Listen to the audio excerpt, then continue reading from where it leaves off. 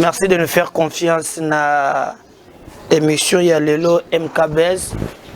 Mikolo esale moi misato tozali komona na te. Zote tongisaki moi moke menkolo a pesi biso makasi.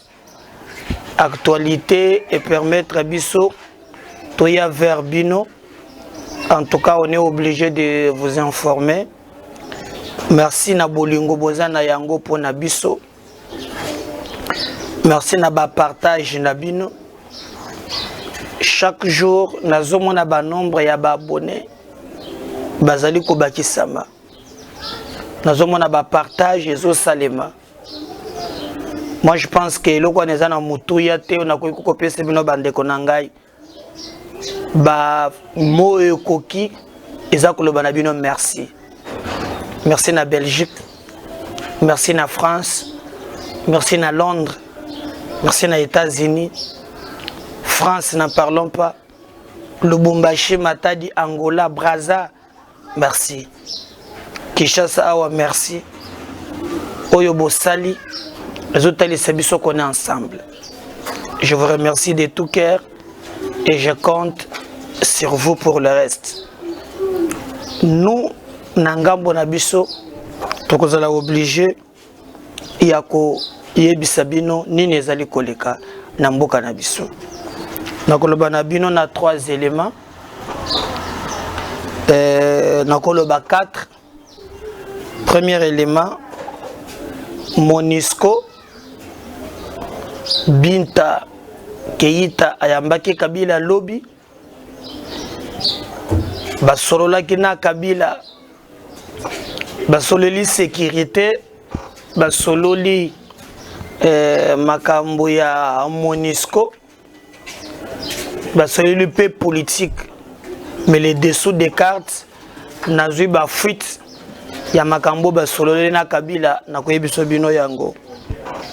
Ko installer ko vraiment ko installer gouvernement na niveau ya parlement et ko pesa mobulu à peine que gouvernement ezala ki ebimaki mobulu ebimili sus biso to souhaita ki tu peux toujours continuer ko souhaiter que tu pesa bandeko wana chance ba traverser pour l'intérêt général moyo linge sala mana mikolo lisusu et komi ko investiter ya gouvernement et ko kota mobulu to ko lebela yango c'est nous comme mbutu koti nde balobaka pris la main dans la sac bango c'est nous copé ba memingambo bazu bango et copé ça passe à partir il y a hôpital caméra lobby à féliciter to ko lebela makambo nyonso wana na pesi bino mbote bande konangai kasi avana luba na ba sujet oyo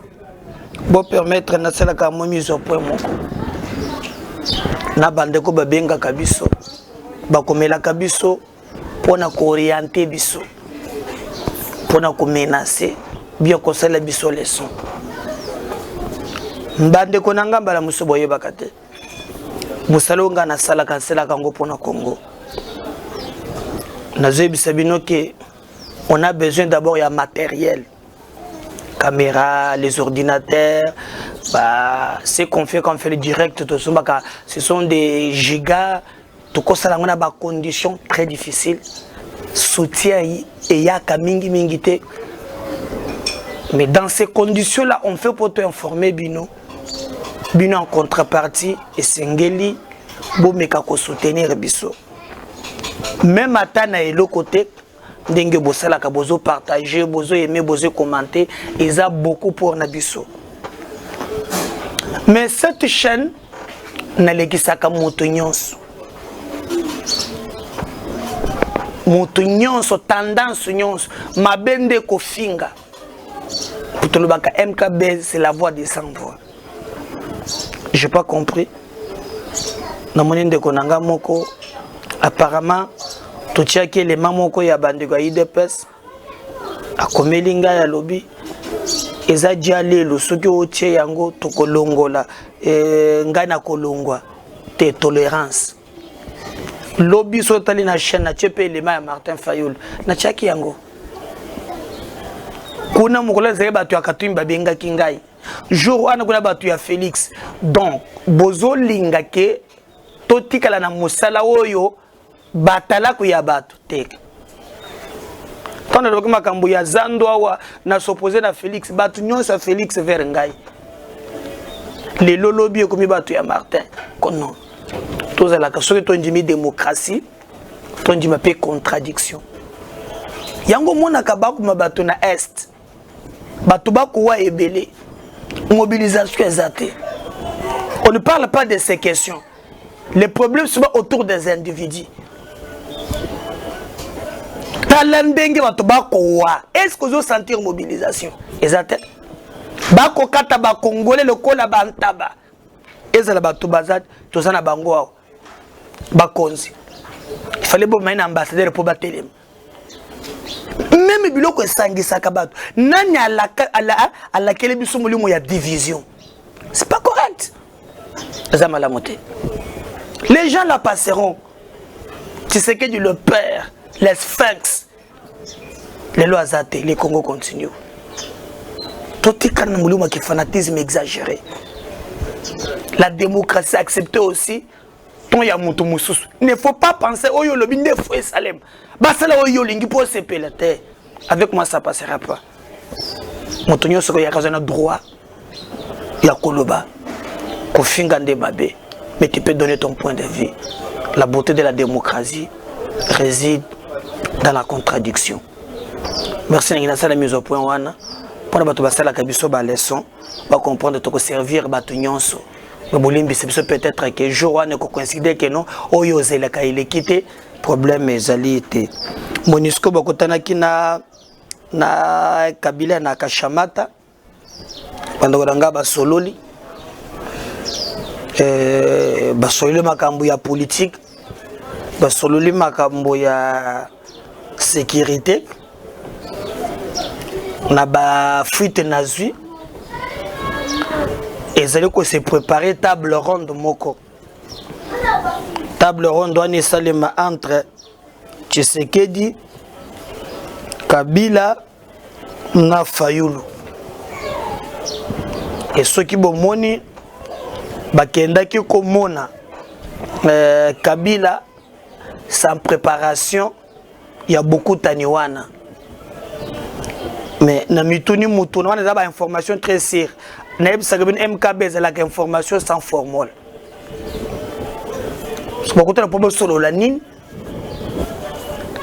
Kaka makambo ya réforme tel que muzitu na Fayulu bazolinga yango ou bien le kambo musus au bakolo ba après parce que déjà réforme et bandiko le kan ensemble c'est bandaki il y a quelque chose qui se cache derrière. Donc, beaucoup de sanezo bongisama. Mikolumba est facilité par la Monisco. Pour ceux qui ont été Mikoluleka qui est la musique de la Fayulu, Bambi Bango n'a pas diplomate et belé. Mais moi, ce que je vais demander à notre classe politique, il faut que cette nébuleuse communauté internationale et qu'on permette au Congo et qu'il y ait des sauter. Baye Awa. Regardez, je vais vous montrer un élément. Parmi les 10 économies d'Afrique, Congo Azate, Yamakasi Ezate. Première force, c'est le Nigeria. Vous constaterez que dans ces pays-là, impact visible à le néocolonialisme Azate. Ce sont des pays comme au Nigeria. L'État prend le temps à financer la classe moyenne, l'État crée des millionnaires, l'État traite avec les nationaux. Mais tant que nous sommes chaque jour, à la hauteur, il y a en charge. Il faut la Monisco, il faut l'Union européenne, il faut, Tokosala et l'autre côté. Bango bako créer ba guerre. Bango bako teka ba arme. Bango bako diviser biso. Vous avez ça qui se fait à l'est. Na mitoka ya pam, comment bako zo ba minerai na biso, comment bako kende na yango. En même temps, bango bako mission de paix. Comment on peut tuer les Congolais à quelques mètres Monisco azana sala rien. Comment na mutuka ya pamba kokota machette na bateni ya ba rebelle. Mais c'est cette MONUSCO qui vient aujourd'hui pour nous embrouiller. Moi je pense que s'il y a des choses à nous dire, et c'est les Congolais, tout le banaka vérité. Et ce sont les mêmes qui nous divisent. Et pas Martin, et M. Boy, et pas Kabila Lobby Boy, et pas Félix Lobby Boy, pour tirer le ficelle. Je vous pose la question. Avec ce qui s'est fait à Brazzaville, ça soit devenu chef coutumier, il y a le président de la République. France Azawad. Droit de l'homme Azawad. Guy parfait qu'on est là à Koufi. Bogi banquette, Bogi ba droit de l'homme. Tokola. Tokola. Ce sont quelqu'un après indépendance. Tenez si comme Boki Zali. Bissoukana ambassade, Bissoukana diplomate. Qui nous empêche de nous organiser à l'interne? Donc, bintu sogi bintu geita wana bintu angope ndele bintu yakasai, sogi bintu andengeni aye awa. Donc c'est ça les rencontres en fait, bako balise schéma wana pour te beaucoup tane moko et salema. Mais pour na pina nini bango moko nde ba yebi, nous pensons qu'à notre niveau, il faut aller vite. Toujours côté 2023, s'il y a des réformes, on peut trouver un consensus, que ce soit Libanda ou Nakati. Mais le plus important, pas nous éterniser encore, n'a pas débat dans le gouvernement, et Zubiso Tamoulaï, ou Zubiso, mais en réalité, peuple a se retrouvé n'a pas si koleka. Donc on ne veut pas encore des discussions, des calculs, des politiciens interminables, mais nous voulons voir au jour d'aujourd'hui que Batouba Sololaka pour l'intérêt général. 138 députés, Ezali, députés Oyo. Député, 138 députés, député Task Force, Basali déclaration na bango, je vais vous les lire. Donc, Ekomi Mbutu, je vais vous les lire.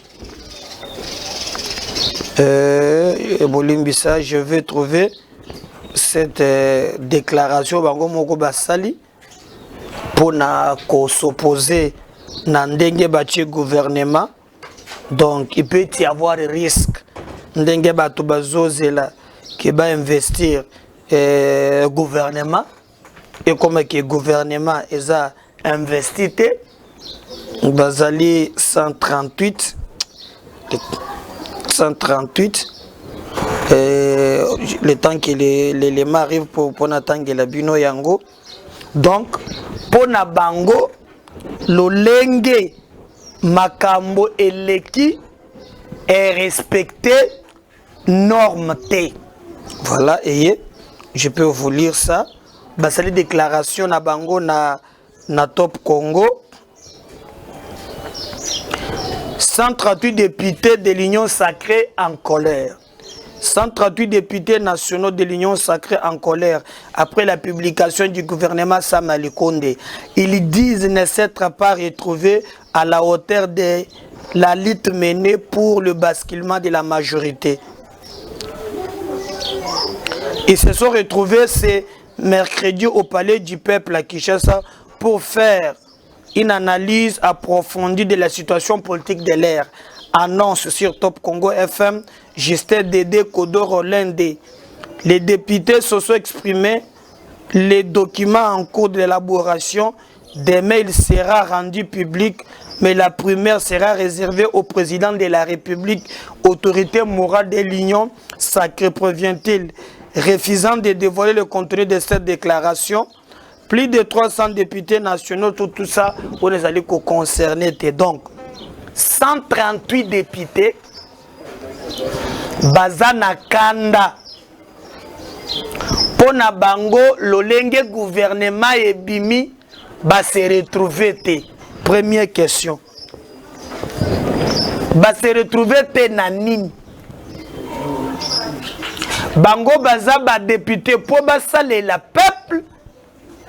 Ou bien bah, se retrouver en tant qu'individu. Il fallait que Congolais se retrouver à niveau ni. Si on prend, j'apprends que l'Union sacrée c'est 300 ou 380. Donc il y a un gouvernement à 380 ministres pour que chaque député a se retrouver. Mais d'ailleurs, Est-ce que le président ba regroupement na bango ba yebisaki bango teke ba sanaki concertation? Maintenant allons-y. C'est assemblée où on a pour investir le gouvernement et c'est 251 députés. Si on prend aujourd'hui 138 députés, on est en colère. FCC, cause la paix, na 150. Donc, ce qui va être la logique, na bango tina souka. Tu prends 138, tu prends 150, tu es dans les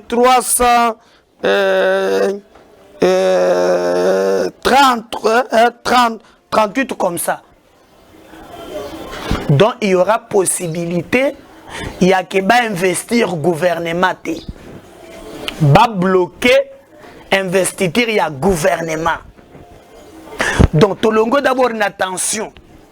Il y a gouvernement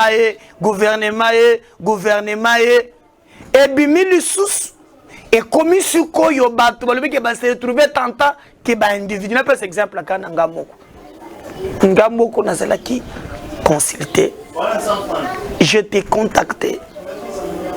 J'ai même déposé parce que j'étais consulté à plus haut niveau. Mais à la fin, on m'a fait comprendre que non, il y a des réalités qui ne permettent pas que boye. Est-ce qu'il faudrait seulement qu'un Ganazal, le Congo peut gagner avec ou sans nous? Bon, bazawana, topé sa bango bonne chance. Pourvu que va produire Moussala ou ba Congolais bazozela. La situation sociale est comme il n'y a pas si. Mais ce groupe de députés, et puis comment un élu du peuple a kolinga kaka kota gouvernement donc a comme un double salaire pour ba benga ka ba suppléant ba 207 donc ba boulela ka ba titulaire ba benga bango ba 207. Et vous comprenez dans quel contexte le pays est pris en otage. Ceux qui sont 30 ba sangani ba baza kone belé ba Eliezer ba Christelle Vwanga ba nani ba tondi kuna baza mécontent. Pona bango et l'équipe malamu te boyena boyebitumbe ko salema et bazana logique il y a ko bloquer gouvernement ba investir gouvernement te il y a possibilité parce la rapprochement na bandeko oyo ya fait cesser tango bolanda ki Shadara Lobaki ke ba député ebele ba komi ko zonga po bazalaki desi moyebi aussi. Caractère et un homme d'État, c'est la constance. Congo, on a tout perdu. Soni Zarasu na Congo te. Et puis, on a un moyi bato bazota la bango. Soni Zarasu na Congo te. Est-ce que faut-il aujourd'hui, nous ne sommes pas retrouvés? Donc, bino ko changer partout pour se retrouver bino moko. Mais les Congolais lambda, bon, nan ba se retrouver te. Bino mo vous avez un salaire. Il y a Malonga. Mais les anciens, le militaire, les policiers, ces gens qu'on tue à l'Est, à Meni, ils n'ont rien fait. Nani a levé le peuple, on va se retrouver. Ce qui m'a levé, il y a peuple qui est né, a commis qu'on de l'intérêt n'a pas privé. Allez-y comprendre que le monde dans l'envers, ces pays, et commis on ne peut pas.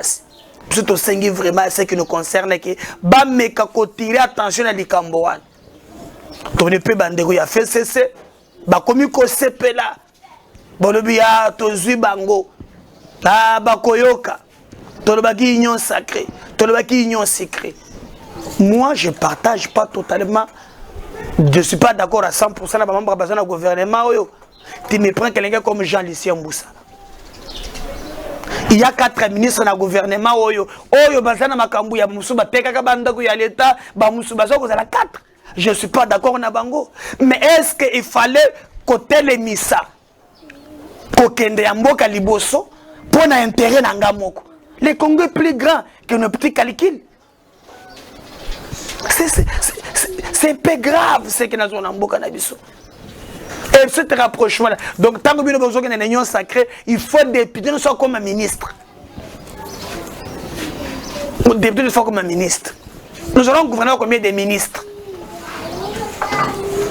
boyokaki déjà koto ba kotité noki déjà dio mindonga le kuna parti zuimo tezo panzana makambo ko tambo subiente Djongo Frank bon, et puis je vais préciser photo pour mon Frank à Tcheboy à l'élité faut na côté pas ça vient ngai photo wana ezali mokolo Frank Djongo abimaka prison akendaka po vie chena kufaki yaza na bodoko akendaki kolela afandaki na kitu bato baza limité kitu wana ezaka ya limité place via bandaki ko fanda nda lelaki mokolo wana kanisa ki vie ezate ke Frank Djongo alelaki nde bato ko biko tchalelo poza na gouvernement te wana ezaka ka mwa kadjosha nde babenga kaka mwa nini mais en tout cas ezana ngo bongo te gouvernement yoko duka makambo yoko bota makambo somo na somo tous les 138 députés bazolinga bazala basala ki réunion na bango na palais du peuple lobby le lobby bazo formaliser yango soyo kozala ndenge nini pourvu que bango moko bakenda na ko se retrouver mais moi je pense à mon niveau s'il faut la logique na biso moko tozonga siko na discours président alobaki ya 6 minutes si ça dépendait de moi donc ozonga na schéma le président alobaki na 6 minutes mbutu eleki et sengeli président a dissoudre le parlement même les 138 députés wana bazoe basor na bango te et sengeli président a dissoudre le parlement bato bakutuna nga so dissoudre nini ko ya après mais on va organiser les élections même na bureau où ils allaient transitionnel. C'est inadmissible que c'est grave. Et ce qui va dissoudre le Parlement, donc on est maintenant comment les députés wana bakozalaka batiaka bakal. Comme ça tout qui n'a pas élection à Sika, tout le monde anticipé élection où il y a des députés, tout le monde n'est qu'au koleka. Parce qu'on ne peut pas prendre pas vie à tout un peuple et comme on a chantage. Il y a classe politique. Et comme on a chantage, il y a un groupe d'individus. Il faut que le président dissoudre le Parlement. Ce qui est continué. Il faut qu'il dissout le Parlement. Comme ça, dans ces cas-là, tout le monde sait que ça va donner. Parce qu'on va continuer. On va que les autres pas ses alliés, tout tourne autour des postes des individus. Ce que nous avons le peuple. Nani a kolobé la peuple. Ba débat eza musika nazotika bino bolanda un élément au bazo classé bamboka les 10 premiers pays bomona les 10 premiers pays Congo azate na bamboka mususu bakomi kosala ba industrie de transformation nous biloko na biso nyonso en état brut. Réflexion ya que les politiciens, tout développer au Congo, exacté, tout tourne autour des postes. Des postes, postes. Et puis, en français, na makambulo lenge le kaki, to se retrouver, bino, bokenda ki peuple se retrouver, bino kobo se retrouver. Et ce pays vous appartient. Bon, ça le bino bolingue. Bon, on a quand même exemple à Bamboka Moussous. Mais bon, tel est Congo ezali. Sur cet élément. On revient, on continue l'analyse. Vous êtes certainement nombreux, ou peut-être pas, à avoir entendu parler du dernier classement des grandes puissances économiques africaines effectué par la Banque mondiale. Dans cette chronique, je souhaite le consulter de plus près avec vous afin d'en tirer bien évidemment quelques leçons. Dans le top 10, on retrouve en tête le Nigeria, qui est donc la première puissance économique africaine et occupe l'honorable 26e rang mondial. En deuxième position, on retrouve l'Afrique du Sud, en troisième position l'Égypte, puis l'Algérie, le Maroc, l'Éthiopie, le Kenya, l'Angola, le Ghana et en 10e position, la Tanzanie. Premier constat, tous ces pays ont leur propre monnaie. Ce qui est un message clair à tous ceux qui présentent souvent le franc CFA comme la panacée. Le combat des pourfendeurs du franc CFA trouve donc ici un argument de poids pour contredire tous ceux qui disent qu'une sortie du franc CFA provoquerait une catastrophe pour les économies de la zone franc. C'est avec le fameux Naira, qui est une monnaie souvent raillée, que le Nigeria est la première puissance économique africaine et la 26e mondiale. Deuxième constat, dans ce classement, on ne retrouve aucune ancienne colonie française, ou si vous préférez, aucun pays francophone. Est-ce juste une coïncidence? Pour nous, non, car il est évident qu'il y a une corrélation entre le type de colonisation, les manœuvres au moment des indépendances juridiques, avec notamment les fameux accords de coopération, et la situation lamentable dans laquelle se retrouvent aujourd'hui la plupart des économies de l'Afrique francophone. Troisième constat, dans la quasi-totalité des pays de ce top 10, il y a eu de l'alternance à la tête de l'État. Même le Maroc, qui est une monarchie, a eu un nouveau roi, jeune et ambitieux. En Algérie, la rue a finalement eu raison de celui qu'on croyait indéboulonnable, à savoir Abdelaziz Bouteflika. Ça a été le cas en Égypte également, et même en Angola, où, à la grande surprise, Dos Santos a finalement passé la main. Pas vraiment la peine de s'appesantir sur le Ghana, l'Afrique du Sud, le Nigeria, qui sont des pays dans lesquels l'alternance est désormais une tradition. Ceci pour démontrer qu'il y a forcément une corrélation entre l'alternance et la performance économique. Là où ça bouge, l'économie bouge aussi, car il existe une notion de compétitivité. Les dirigeants qui arrivent veulent faire mieux que leurs prédécesseurs. Et quand ça ne bouge pas, ou si oui très peu, comme c'est le cas en Afrique francophone, ou mieux en Afrique centrale, où l'on retrouve Théodore Obiang Bazogo de la Guinée équatoriale, 41 ans au pouvoir, Paul Biya du Cameroun, 38 ans au pouvoir, Denis Sassou Nguesso du Congo, 34 ans au pouvoir, Idriss Déby Itno du Tchad, 30 ans au pouvoir, l'économie fait aussi du surplace quand elle ne recule pas, tout simplement. Quatrième constat, dans la quasi-totalité des pays de ce top 10, il y a un secteur privé très fort et soutenu par les pouvoirs publics. On y retrouve des très grands capitaines d'industrie qui ont des relations privilégiées avec leurs chefs d'État. C'est le cas notamment au Nigeria où des personnalités comme Aliko Dangote, Mike Adenunga, Tony Elumelu sont très souvent consultés et soutenus par leurs chefs d'État. C'est également le cas de Charles Ampofo au Ghana, Nassef Souahiri et Mohamed Mansour en Égypte, Niki Oppenheimer en Afrique du Sud. C'est la preuve que pour avoir des économies puissantes, il faut des capitaines d'industrie puissants.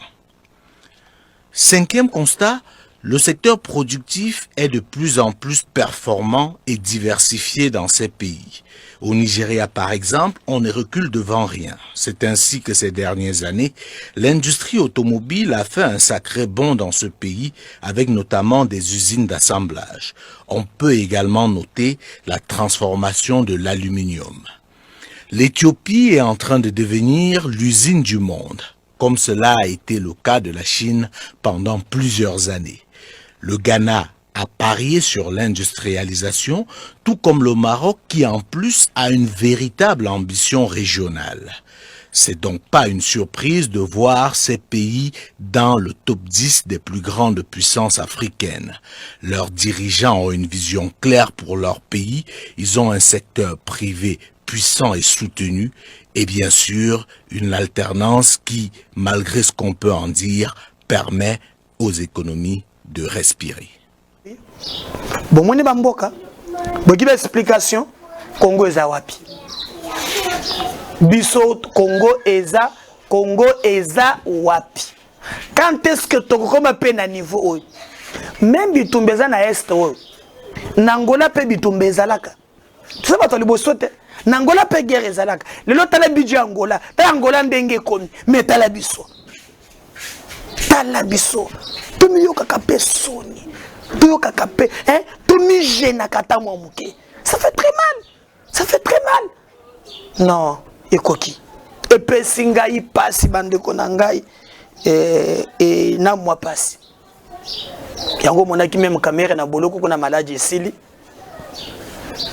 bon fotango na moni so est-ce que ça solo est-ce que ça ya na moni na zo mela ka moi champagne ka moni balobi les prisonniers les plus célèbres mais il a fait un communiqué où il a félicité ba membre ya INC oyo ba koti na gouvernement baza 4 il s'agit 4 à garder budget naie et sachant qu'il na peme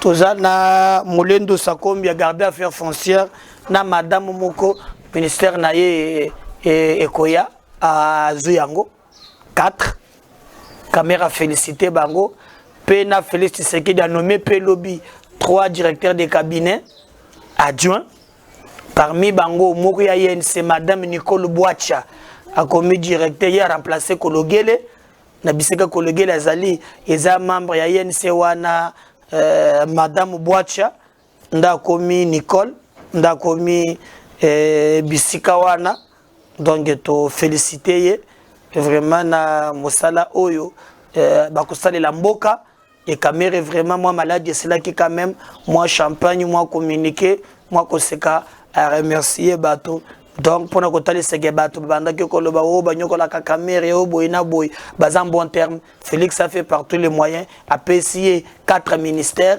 azanango budget naie oyo akufelaka katumbi ya botoli était il a gardé le budget donc intact et budgété c'est pour vous montrer que aweza makambo ya ba poste ba sango pe et bébé libango bokolanda un élément oyo émission mobimba yekoya na dossier wana mais faut boyeba que on a déconnecté on parle de plus de 6000 quelques écoles balobi que ça fictif basango babetaka bakop selon certaines sources et PST baké balandeli balongoli ekolo wana na liste des pays mais tango balandeli basango batele point de presse balobi eza lokuta monene et commis sabotage ba ekolo wana ezaki exister avant même belge.